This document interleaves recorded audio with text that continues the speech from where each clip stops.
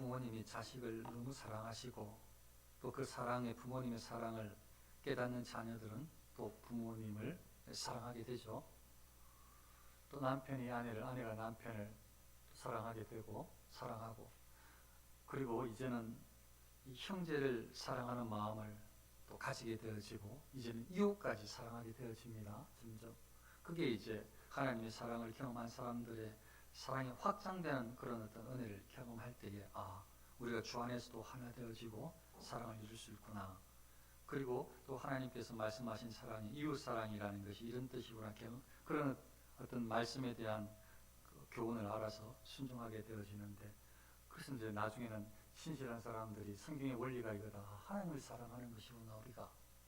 그리고 이웃을 사랑하는 것이구나. 이게 하나님께서 우리가 이 땅을 살아가게 하시는, 그리고 우리를 통해서 영광 받으시기를 기뻐하시는 어떤 본질적인 신앙인들의 모습이구나. 이 그때 깨닫게 되어집니다. 신앙이 성숙해야 하나님을 사랑하는 마음도 온전해지고 이웃을 사랑하는 마음도 점점 순수해지고 신실해지고 그렇게 되어지는 것입니다.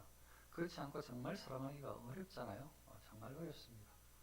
그래서 예수님을 주님으로, 예수 그리스도를 우리의 목자로 날마다 경험하지 못하면 한 번 넘어진다라는 것을 꼭 기억을 하셔서, 다른 것들로 절대 회복되지 않는다라는 것을 반드시 이해를 하셔서, 다른 것들로 회복되는 것은 잠깐일 뿐이다. 그것들은 결코 완전하지 않다.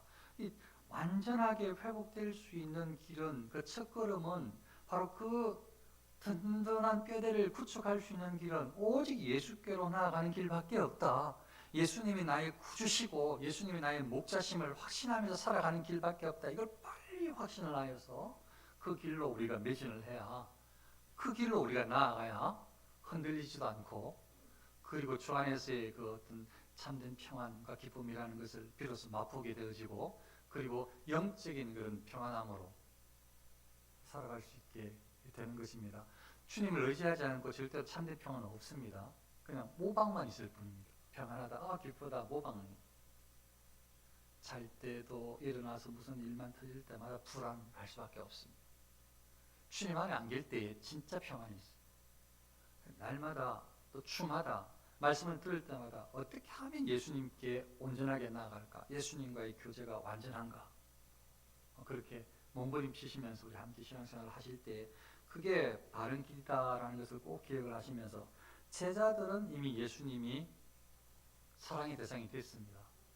예수님은 하나님의 아들이시다, 구주시다, 우리를 한없이 사랑하신다, 우리도 예수님을 위해서 헌신해야지, 이 되었다고요. 하나님의 사랑을 경험한 제자들은 이 예수님께 순종하는 모습이 일어났다고요. 철저하게 충성스러운 마음으로 바뀌었다고요. 예수님께, 우리도 철저하게 예수님의 사랑을 확신하면서 예수님의 사랑을 고백하고 예수님께 순종하는, 충성하는 사람으로 우리도 거듭나야 된다라는 것을 꼭 기억을 하셔서, 이게 신앙생활이다. 이걸 잊으시면 사랑하는 성도는 절대 안 돼요. 이렇게 우리가 나아가야 됩니다. 꼭 기억을 해주시면 좋겠습니다. 오늘 말씀에도 예수님께서 얼마나 세상을 사랑하시는지, 온 세상을 위하신다. 여기에 온 세상을 위하는 이 결과론적으로만 보더라도 온 세상을 위하는 것이 맞을 수도 있고, 또 한편으로는 좀 다르게 해석할 수 있는데, 맞을 수도 있다는 측면에서는, 온 세상을 위한다는 그 맞을 수도 있다는 측면에서는 이런 의미입니다. 예수님은, 하나님은 온 세상 사람들에게 일반 은혜, 보편적인 은혜를 똑같이 베풀어 주신다. 그래서 비도 햇볕도 그리고 숨쉬는 이런 모든 은혜를 살고, 그리고 여러 가지 상황 가운데서 이겨낼 수 있는 그런 어떤 일반적인 은혜들도, 사람들이 가질 수 있는 모든 은혜들을 똑같이 하나님께서 공급해 주신다. 악으로 계속 달려가지 않는 한 그런 쪽에서 일반적인 은혜는 다 입고 있습니다. 일반적인 은혜를 복음에 적용하면 이렇게 볼 수가 있어요. 원래가 우리는 특별하게 제가 우리 교단에 저 개혁교회 신학을 이야기하면서 계속 말씀드리는 것이 하나님께서 처음부터 선택하셨다고, 하나님께서 처음부터 다 택하셨다고, 이걸 계속 말씀을 드리고 있거든요. 그거 맞습니다. 선민, 택한 백성, 하나님께서 뽑은 사람들만 구원의 백성으로 나아가는 것이 맞습니다. 그런데 일반적으로 어떤 은혜를 똑같이 주시는가 하면 모든 세상 사람들에게, 온 세상 사람들에게 똑같은 은혜를 일반적으로 주시는데, 예수께서 이 땅에 오셔서 회개하라, 나에게로 오라, 또 제자들에게 교육을 해주셔서 주 예수를 믿으라, 주의 이름을 부르는 자는 구원을 얻으리로다, 이렇게 외치면서 온 세상 가운데에 보편적인 은혜를 외치시는 듯, 물론 구원의 은혜를 외치시면서 외치는데, 그 사람들이 다 구원받는 건 아니지만 여기에는 하나님께서 어떤 구별도 없어요. 누구든지 유대인이건 헬라인이건 선한 사람이건 악한 사람이건 부유한 자건 가난한 사람이건 많이 배운 사람이건 적게 배운 사람이건 어떤 상관이 없어요. 어떤 사람이건 누구든지 예수 그리스도를 믿는 사람은, 주님께 나오는 자는, 회개하고 주님께로 돌이키는 사람은, 주의 이름을 부르는 자는 구원을 주신다고, 그렇게 예수님께서 가르치고 말씀하시고 외치셨어요. 제자들은 그 교육을 받아서 복음을 전하기 시작하신 거죠. 그러니까 이제 사람들은 선택을 할, 본인들에게 선택을 해야 돼요. 본인들이.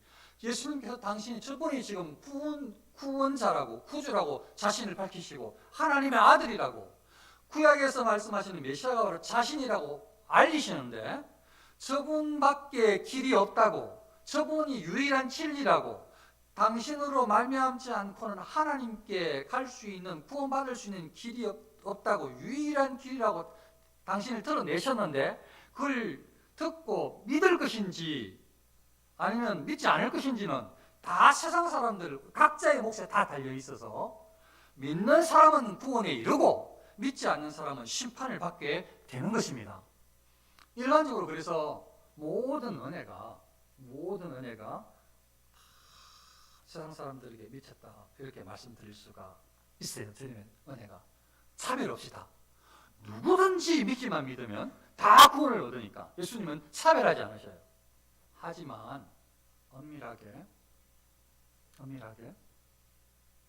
우리 하나님께서, 예수님께서는 똑같은 일반적인 은혜를 사람들에게 다 베풀어 주셨지만, 이 특별하게 하나님의 뜻 가운데에서 우리는 알 수는 없지만 특별하게 사람을 선택을 하셨어요. 여기에는 일반적인 보통 은혜를 넘어서서 아주 특별한 사랑을 베풀어 주셔서 세상 사람들이 다 받을 수 있는 차원이 다른 은혜를 택함을 입은 사람들에게 허락해 주셨어요. 세상 사람들이 다 받을 수 있는 은혜가 아니고, 하나님께서 택한 사람만, 예수님께서 택한 사람만, 예수님께서 이 땅에 오셔서 정말 이 십자가 사건 그리고 부활을 하시면서 이 일대 구속 사역을 행하셨는데, 이것의 궁극적인 이 목표, 누구를 위해서냐? 궁극적인 목표는 바로 이 사람들, 저와 여러분들, 택한 사람들을 위해서 예수님께서 이 땅에 오셨어요.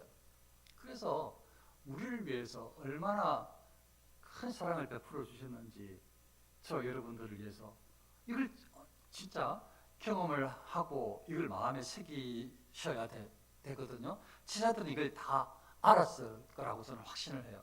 또 나중에는 더욱더 분명하게 되어지고, 예수님께서 오늘 두 번째로 당신께서 죽으실 것을, 십자가에 달려 돌아가실 것을, 그리고 부활하실 것을 말씀을 하셨는데, 오늘 장면에 보면 왜 이렇게 십자가에 달려 죽으시는지, 고난을 당하시는지, 부활하실 것인지, 오직 세상을 위하여, 택한 백성들을 위해서, 우리를 위해서 그렇게 하셨다라는 것입니다. 정말 큰 사랑을. 여기서 그렇게 좋은 무조건적인 사랑이 나와요. 사랑 보지 않고 나중에 어떻게 될까 그거 보시지 않고 그냥 조건 없이 무조건적인 아가페 사랑이 여기서 나와요. 우리를 위해서 그렇게 베풀어 주셨어요. 택한 백성을 위해서 끝없는 사랑, 완전한 사랑을 우리에게 보여주셨어요. 최고의 사랑을 우리에게, 저와 여러분들에게 예수님께서 베풀어 주셨어요. 그래서 예수님의 사랑을 분명히 알고 예수님의 사랑을 경험하고 감사하는 것은 너무 당연해요. 저와 여러분들이 이거 빨리 알고 예수님께 사랑을 고백을 할 수 있어야 돼요. 오늘 장면에서도 이렇게 예수님께서 당신이 어떻게 고난당하고 죽음을 당할 것인지, 다시 부활할 것인지를 말씀하시는데 이렇게 말씀하셔요.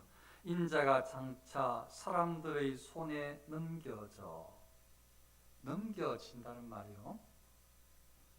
전지전능하신 하나님, 뭐든지 다 하실 수 있는 하나님이신데 다 하시고, 이 말씀은요, 앞으로 예수님께서 고난 받으시는 그 과정을 함축적으로 말씀하시는 용어라고 볼 수가 있어요. 어떻게 넘겨집니까?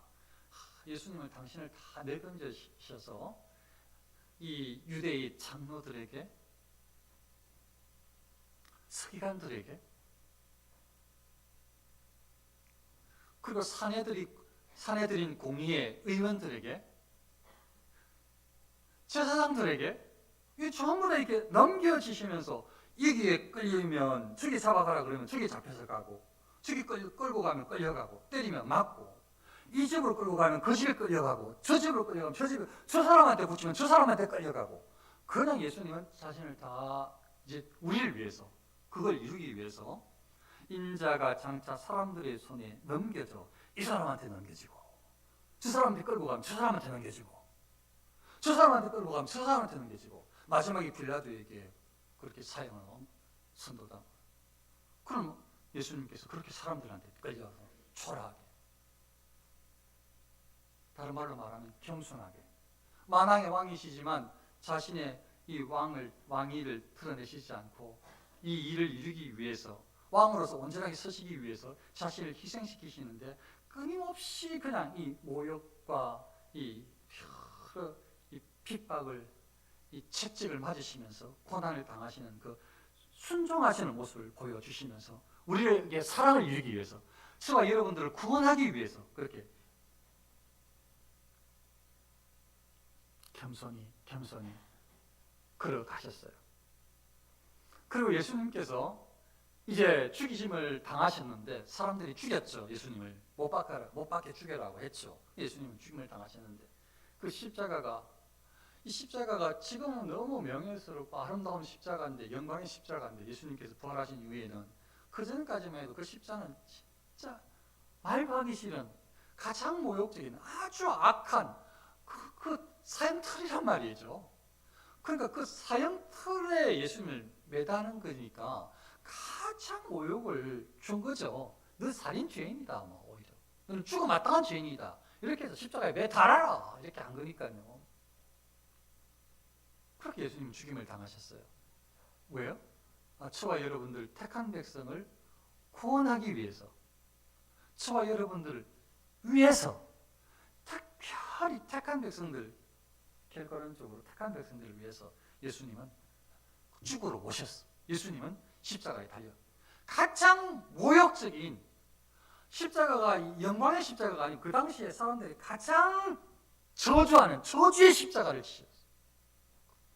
주는 진짜 세상에 가장 악하고 저주받아 마땅할 자다라고 손가락질하는 나무 십자가, 저주의 십자가를 예수님이 저와 여러분들을 위해서, 택한 백성을 위해서 지셨어요. 그러니까 하나님의 사랑, 예수님의 사랑은 말로 다 알 수가 없어요. 말로 다 알 수가 없어요.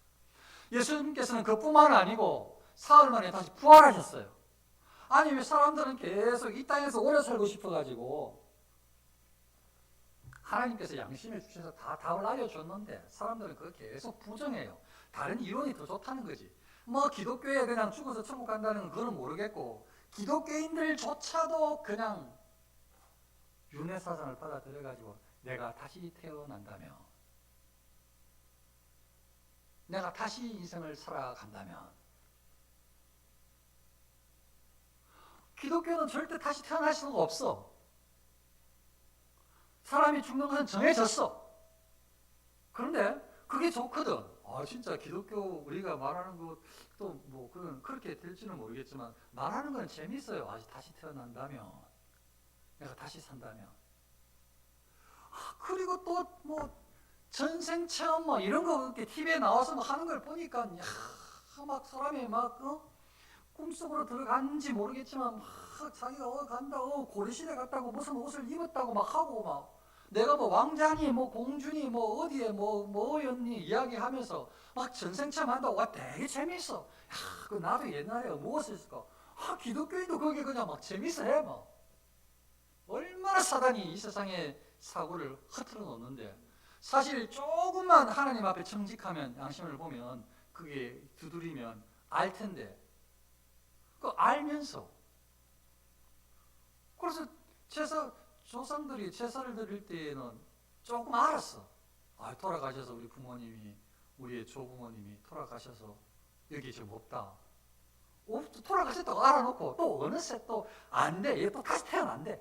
왜 또 전생에 또 이 땅을 또 계속 살아간대. 다시 또 태어나서 또 다시 또 수십 년 후에 또 몇백 년 후에 또 다시 어떻게 모른대. 그 재미있어. 그 막 따라가. 그 절겨.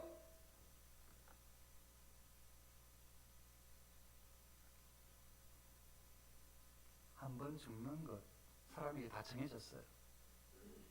이 땅을 한번 태어나고 다 죽게 되어 있어요. 죽은 후에는 심판이 있어요. 천국이든지 지옥이든지. 예수님을 믿지 않은 사람은 천국 갈 수가 없죠. 당연히. 결과는 다 끝나버렸어요. 그 다른 것들은 다 하나님 앞에 나아가지 못하도록 다 세상의 죄성이 사단이 부추기는 거기에 놀아나는 거예요. 그거 좋다고 막 재밌어하지. 그게 감동하지 사람들이. 그런데 예수님은 사흘 만에 부활하셔서 우리에게 어떤 소망을 주셨는가 하면 세상 사람들은 딱 한 번 사는 인생 후에 천국이든지 지옥이든지 결정되지만 하나님의 사람 택함을 입은 사람들에게는 예수님께서 사흘 만에 부활하신 것처럼 우리도 나중에 부활한다. 예수님께서 재림에 오셔서 우리를 다시 부활의 몸으로 우리를 살려주신다. 우리를 다시 온전한 예수님과 똑같은 몸은 아닐지라도 아주 예수님 하나님의 은혜를 입어서 아주 귀한 부활의 몸을 덧입게 된다. 이런 소망을 주신 거예요. 세상 사람들은 그냥 끝난 인생을 살지만 우리에게는 다시 한번 하늘과 새 땅에서 하나님과 온전하게 살아가는 정말 기대하고 행복할 그 날을 기대할 수 있도록 예수님께서 소망을 주셨는데 왜 예수님께서 부활하시고 부활의 소망을 주셨는가? 저와 여러분들을 위해서 소망을 주시기 위해서 부활하셨다고요. 그러니까 예수님께서 이 땅에 오셔서 살아가셨던 모든 일련의 것들은 기본적으로 온 세상 사람들이 영향을 끼쳐서 믿는 자들은 다 구원에 이르는 그런 보편 은혜를 주셨지만 궁극적으로 오직 하나님의 자녀로 택함을 입은 저와 여러분들을 위해서 계획하시고 이 땅에 오시고 낮아지시고 초롱당하시고 참으시고 십자가를 지시고 죽으시고 그리고 다시 부활하셔서 모든 것이 다 우리를 위해서 이제 우리의 영원한 왕으로서 왕 중의 왕으로서 교회의 머리로서 우리를 다스리시고 우리를 지키어 인도해 주시는 것입니다. 그러니까 예수님의 사랑은 너무 분명해서 예수님의 사랑, 예수님을 사랑해야 될 이유, 예수님과 교통해야 될 이유, 이거 빨리 회복을 해야 돼서 회복해서 기도할 때 예수님께로부터 나아가는 것, 예수님의 보혈을 의지하는 것, 예수님을 사랑한다는 마음이 이 기도 가운데 일어나는 것, 이거 빨리 경험을 해야 신앙이 이제 출발을 하는 것입니다. 신앙이 자라는 것입니다. 빨리 회복을 해야 되는 것입니다. 사랑하는 성도님들. 예수님은 다 주셨는데 무조건적으로 다 희생하셔서 방금 말씀드렸던 전부 저와 여러분들을 위해서 다 내어놓으셨는데 우리가 예수님을 위해서 할 수 있는 게 아무것도 없다면 어떻게 되겠어요? 예수님은 이렇게 우리를 위해서 행하셨습니다. 두 번째 장면에 보면 성전세 이야기가 나오는데요. 이제 가버나움에서 있는 장면입니다. 좀 전에 갈릴리, 이제 가버나움. 가버나움은 예수님께서 가장 제자들과 사역을 많이 하셨던 지역이죠. 기적을 많이 이적을 보여주셨던 지역이죠. 그게 이제 베드로의 집도 있는 것 같고요. 예수님께서 거치 알고 또 그게 있었는지 모르겠지만 아무튼 거기서 시간을 가장 많이 보내셨어요. 거기에서 있었던 일인데 베드로가 그 지역 사람이니까 거기에서 이 성전 세금을 받는 사람들이 있었어요. 성전 세금을 받는 사람이 베드로에게 왜 베드로 너희 선생님은 그 성전 세금 반세계를 안 내냐 이렇게 질문을 했어요. 그랬더니 베드로가 뭐라고 하는가 하면 내신다 이렇게 답을 했거든요. 이게 이제 무슨 이야기인가 하면 요 성전세는 이방인들은 낼 필요 없어요. 오직 유대인들만, 이스라엘 사람들만 내는 거예요. 유대인들 중에서 누가 내는가 하면 20세 이상의 남자들, 뭐 여자도 포함될 수 있겠네요. 20세 이상의 남자들을 위주로 일단 그렇게 냅니다. 이걸 왜 내는가? 이 성전세를. 성전이 지금 예루살렘에 성전이 세워졌어요. 성전이 세워지고 있는데 거기에는 보면 매일 제사를 드려요.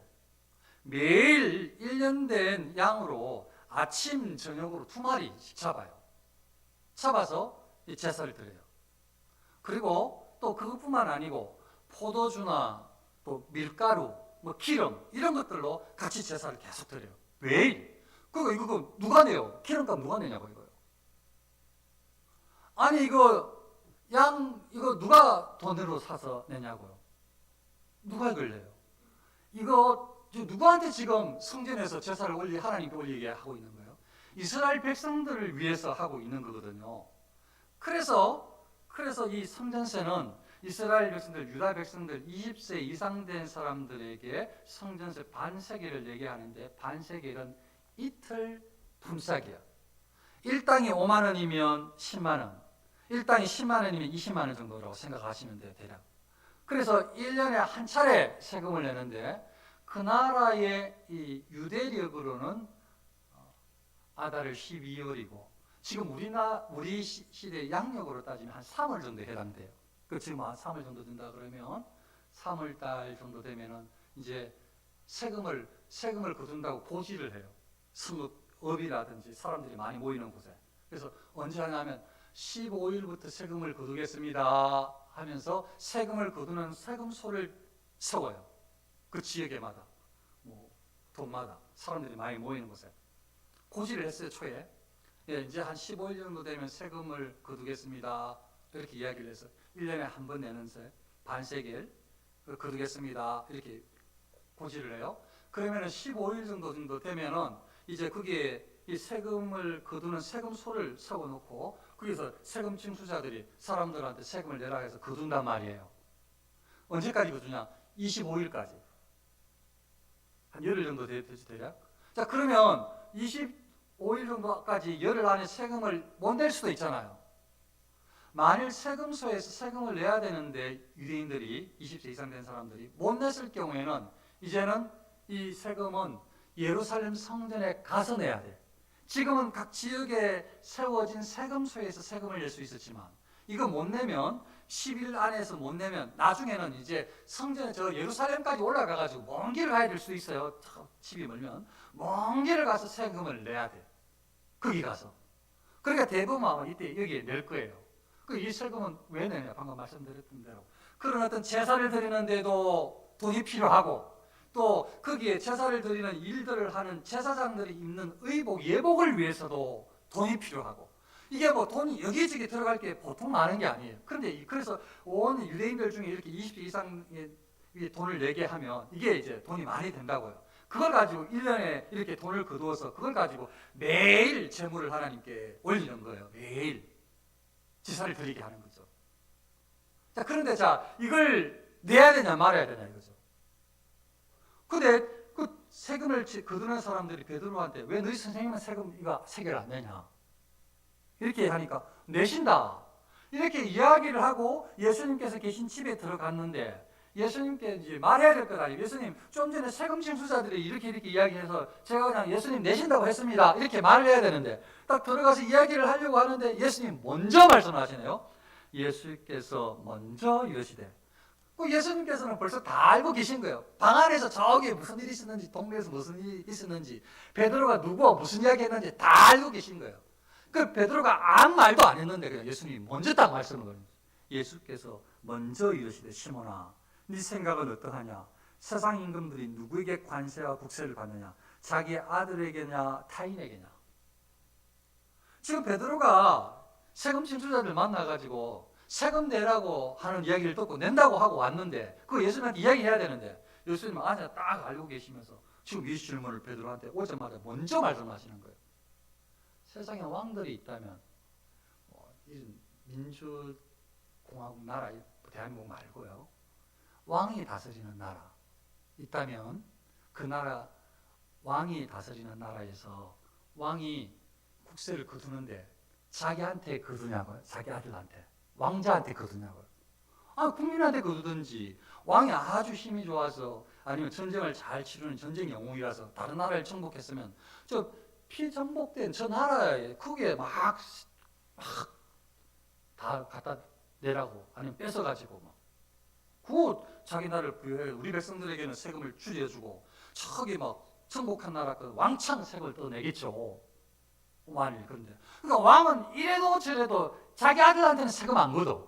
왕은 예수님이 그걸 지금 질문하는 거예요. 베드로한테 왕이 있다면 왕이 자기 아들한테 세금을 관세와 국세를 받느냐 아니면 다른 사람 타인한테 받느냐 이 질문을 했죠. 그러니까 베드로가 답을 합니다. 타인에게입니다. 그 예수님께서 이렇게 말씀하십니다. 그렇다면 아들들은 세를 면하리라. 당연히 왕의 아들들은 세를 면하겠죠. 무슨 말씀입니까? 성전세를 성전이 지금 누구 때문에 누구를 위해서 있는 거죠? 하나님께서 임재하시는 장소, 하나님께 영광 돌리기 위해서 하나님께서 축복해 주실 그런 약속의 장소, 또 하나님께 나아가는 예배의 장소 그런 의미로 지금 성전이 있는 것인데 하나님의 만왕의 왕이시죠. 어떻게 보면 그러니까 하나님의 아들 예수님이신데 사실은 예수님은 이 성전세를 안 내도 된단 말이죠. 돈 이거 세금 안 내도 돼요. 왜냐하면 당신의 아버지가 이 성전의 주인이야. 그래서 예수님께서는 아버지 집에서 이렇게 여러 차례 말씀을 하셨단 말이에요. 이거 아버지 집이라고 여기가 우리 아버지 집이라고 말씀하셨다고 성전이. 그러니까 여기에 대해서 이용되는 것은 예수님은 엄밀하게 안 내도 돼. 왜냐하면 이 아버지 집이니까. 그 말씀을 하시는 거죠. 그러니까 원칙상으로 따지자면 예수님은 안 내셔도 돼요. 우리 아버지 집에서 내가 왜 내냐? 왜 내냐는 아니지만 그런 의미예요. 그런 의미. 아들들은 면한다고 안 낸다. 그런데 예수님은 뭐라고 말씀하시는가 하면 그러나 우리가 그들이 실족하지 않게 하기 위하여 우리가 안 내면 안 내도 되지만 원칙상으로 예수님은 안 내도 되지만 우리가 이 베드로나 저기 예수님께서 이게 안 내시면 사람들이 실족한다는 거예요. 손가락질 한다는 거지 기독교인들이 자기들밖에 모른다고 전부 자기들만 이익만 챙긴다고 온통 다른 사람들을 베풀 줄 모른다고 다 자기들끼리만 하려고 한다고 이 손가락질 하는 거죠. 예수님과 지자들만 자기들만 돈 안 내고 세금 안 내고 전부 국민들한테 세금 내라 한다고 예수님과 지자들 손가락질 할 것 아니에요. 시험 든다고요. 그것 때문에 사람들이 그러니까 예수님 이 말씀은 온 세상을 위하신다. 이거 신경 안 쓰셔도 되는데 구원을 이루기 위해서 오셨고 복음을 증거할 수 있도록 그 환경을 만들려고 오셨음에도 불구하고 예수님은 아주 작은 부분까지도 이렇게 배려가 있으셔요. 사람들에게 세상 사람들이 예수님을 안 믿는 사람일 수도 있어요. 이 사람은 성전 세 징수자들은 유대인들일 뿐이야. 그런데도 불구하고 이 사람들의 이 실족할까봐 마음에 그냥 사람들을 미워하거나 아니면 원망하거나 속이거나 이렇게 혹시나 죄범할까봐 그러니까 예수님의 마음은 이 안 믿는 사람들에게까지도 미쳐요. 그들을 불쌍히 여기는 거예요. 그 예수님은 얼마나 하나님의 마음이 얼마나 크신지 말로 다 할 수가 없어요. 택함을 입은 백성들은 아까 제가 강력하게 이야기를 했고 얼마나 큰 사랑이 우리 임해졌는지 우리 미쳤는지 안 믿는 믿음 없는 사람들까지도 신경을 쓰신다고요. 그래서 예수님께서 베드로한테 이제 이적을 보여주시는데 그물을 가지고 바닷가가 잡지 말고 낚싯대 가지고 낚시로 잡아서 첫 번째 올려지는 그 물고기의 입을 열어서 세 개를 꺼내서 내라고 하신 거예요. 그 베드로가 가서 아마 그대로 냈을 거예요, 세금을. 그러니까 이적이 일어나죠. 어떻게 물고기에서 그 통전이 나와요? 야, 사람 실제로 그 역사적으로도 물고기를 잡았는데 뱃속에 통전이 있는 경우가 있었대요. 뭐 그런 충분히 그럴 수 있죠. 혹시나 배가 난파됐든지 아니면 뭐 어떤 던져서 들어갔든지 고기가 물고기 밥인 줄 알고 먹어가지고 자라가지고 그럴 수도 있는 거예요. 그런 일이 실제로 있었어요. 그러니까 이 땅에서 일어나는 모든 일들, 이 땅에서 일어나는 사람에 관계된 일, 자연에 관계된 일, 동물의 새든지 물고기든지 상관이 없어요. 모든 일들을 하나님은 다 아시고 하나님 뜻 가운데 다 이루셔서 예수님은 당연히 어떤 물고기가 세계를 먹었는지, 어디에 낚시를 베드로가 가게 해서 가면 첫 번째 고기가 어떻게 잡혀서 입안에 있을지 다 아시는 거죠. 그렇게 하실 수 있는 분이시죠. 그래서 예수님께서는 그 기적도 보여주셨어요. 우리는 어떻게 살아야 될까? 제가 예수님의 사랑에 대해서 감사하는 삶을 살아야 되겠다. 그 지금 첫 번째로 강력하게 말씀을 드렸고, 오늘 이 두 번째 말씀으로 세상 사람들을 향해서도 그들을 실족시키지 않는, 세상 사람들을 죄로 흐르도록 하지 않도록 하는 마음, 이걸 다른 말로 바꾸었더니 그게 이웃사랑이더라고요. 야, 이거 막 은혜 받았을 때 하나님 사랑, 이웃 사랑 했는데 또 잊어버리고 온통 우리는 그냥 하나님 나를 위해서, 우리를 위해서, 우리 가정을 위해서, 우리 교회를 위해서, 우리 성도님을 위해서 이것만 계속 기도했는데 온통 우리만 잘 되라고 그거 막 기도하고 했는데 그 기도할 때는 이웃을 다 잊어버려요. 이웃은 되든 안 되든 상관이 없습니다. 우리 자녀들, 우리 교회 성도들 지켜주시고, 이웃은 고침 받든 안 받든 상관없습니다. 우리 자녀들만, 우리 성도들만 고쳐주옵소서, 빨리 고쳐주옵소서, 명령할 주옵소서, 주옵소서, 막 이렇게만 기도를 해댔는데, 가만히 생각해 보니까 이웃 사랑이 그때는 쏙 빠지는 거예요. 아주 이기적으로 바뀌는 거죠. 그러니까 우리 신앙이 얼마나 모순적인지를 모르는 거죠. 이게 진짜 모순적인지. 그냥 계속 이기적으로 신앙생활을 하는 거예요. 우리는 계속 이기적으로, 계속 나만 위해서, 우리만 위해서 계속 하나님을 이용하는 거죠. 그냥 이기적으로 살아가는 거예요.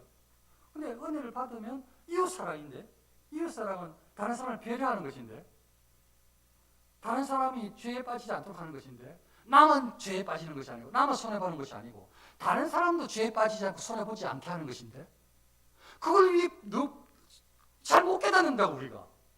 너무 안타깝죠. 예수는 배려의 마음을 이렇게 허락을 해주신, 이렇게 크신 분인데, 배려의 마음이. 놀랍게 준비하면서 얼마나 감사했는지 몰라요. 어떻게 예수님의 이 마음을 본받아야 될까? 어떻게 이걸 설교를 준비해서 본받아야 될까? 2부 때에는 이렇게 해야지. 그게 놀랍도록 감사한 것이 오늘 교동문이었어요. 제가 한번 읽어볼게요. 예수님을 닮아서 이렇게 살아야지. 이웃을 죄 가운데 빠지지 않도록 하는 방법이 뭘까? 그들에게 그리스도인으로서 우리가 바르게 살아가는 방법이 뭘까? 다 교동문에 나와 있는 거예요. 제가 한번 읽어드릴게요. 그리고 마칠게요. 여호와여, 주의 장막에 머무를 자 누구오며 주의 성산에 사는 자 누구오니까?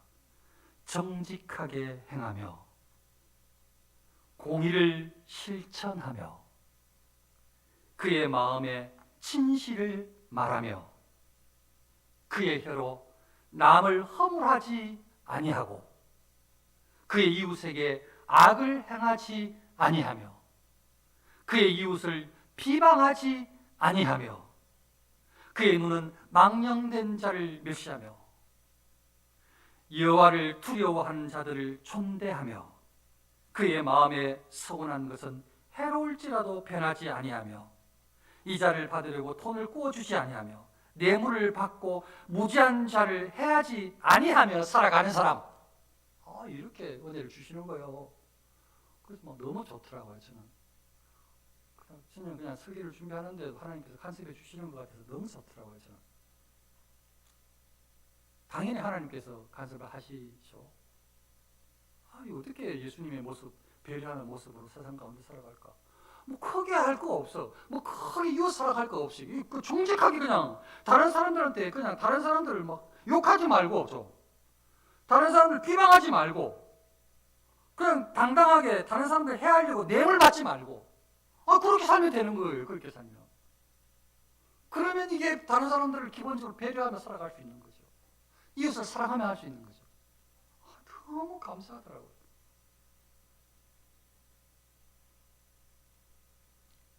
어떻게 그리스도인으로 살아가야 될까? 철저하게 예수님을 경험하면서 예수님 안에서 일어나는 구원에 대한 감격과 예수님의 보혈의 공로, 능력을 확인하고 신앙생활을 철저하게 회복해야 하고, 그리고 그리스도인들은 안에서 내면에서 영적으로 거듭나서 살아가는 것이 끝이는 것이 아니고 삶의 예배로 나아가야 되는데, 거기에는 사람들에게 선한 영향을 끼쳐야 되는데, 그게 다른 말로 말하면 이웃사랑인데, 이웃사랑을 어떻게 해야 되는가? 선한 영향력을 어떻게 끼쳐야 되는가? 방금 말씀드렸던 대로 내면에서 일어나는 것들을 정직하게, 공의롭게, 다른 사람들을 해롭지 않도록, 그게 이웃사랑, 우리가 살아가야 될 내용이라 말이죠. 온 세상을 위하여서 일생을 사셨고 행하셨던 예수님의 모습을 본받아서 우리도 하나님을 위하고 세상을 위하는 귀한 모습들이 점점 풍성하게 우리의 삶 가운데 드러날 수 있으시기를 축원합니다. 기도하겠습니다.